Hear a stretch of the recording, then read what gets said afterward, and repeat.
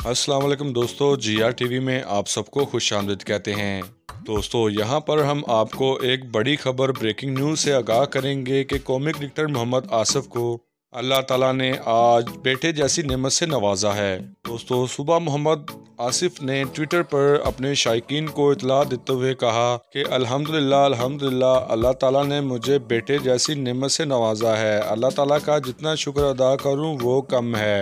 दोस्तों, इसके साथ ही शायकीन क्रिकेट टीम और मोहम्मद आसिफ के फ़ैन ने उनको मुबारकबाद के पैगाम देने शुरू कर दिए हैं। दोस्तों, याद रहे कि 2 साल पहले क्रिकेटर मोहम्मद आसिफ की बेटी नूर फातिमा का इंतकाल कैंसर जैसे मौजी मर्ज की वजह से हुआ था और अब अल्लाह ताला ने क्रिकेटर मोहम्मद आसिफ को बेटे जैसी नेमत से नवाजा है, जिस पर मोहम्मद आसिफ बहुत ज़्यादा खुश हैं और अल्लाह ताला का शुक्र अदा कर रहे हैं। तो दोस्तों, स्पोर्ट्स न्यूज़ से जुड़े रहने के लिए हमारे चैनल को सब्सक्राइब करें, बेल आइकन को प्रेस करें ताकि इस तरह की लेटेस्ट न्यूज़ आप तक डायरेक्ट पहुंच सकें।